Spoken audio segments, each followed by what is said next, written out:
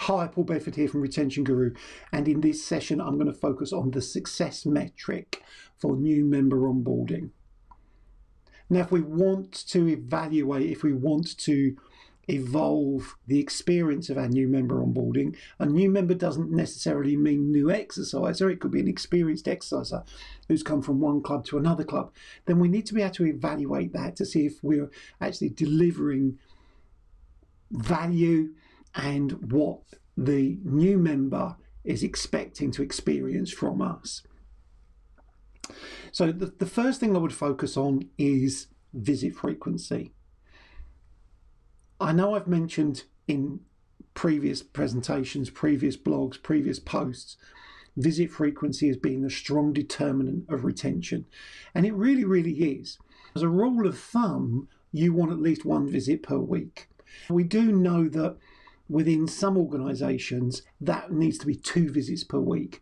But when you've evaluated as many members as we have, and we've done over 5 million member records now from nearly 5,000 clubs, what we see is that 1 visit per week threshold does tend to keep people coming back again and again and again.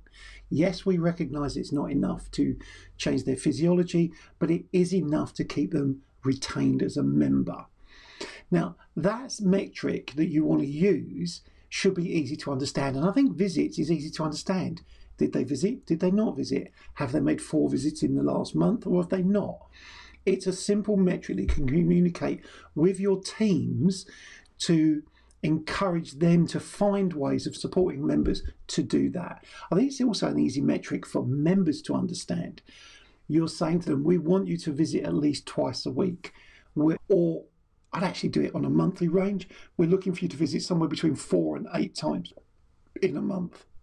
Having an element of time associated to that visit frequency is also important. So it's part of almost a goal setting process. You want it to be time bound. How many visits in what period of time? Then what we should be looking for is this should be an early part of the member journey. We want to establish this as the behaviour that we want long term, not just the behaviour we want for now, but it's the long term behaviour. 1 to 2 visits per week, driving that visit frequency week after week after week after week. Because we know this, we know that visit frequency in the early weeks of membership is a leading indicator of retention.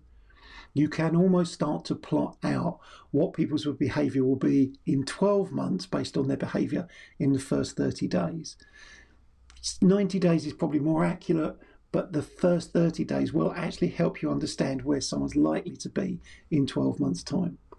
So start to set your parameters. If you want a general one from me, I'd be looking for 4 to 12 visits in the first month and repeating.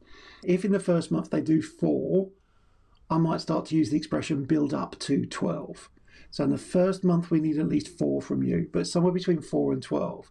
In the second month we should be expecting 8 to 12 visits from you, and the same in month 3.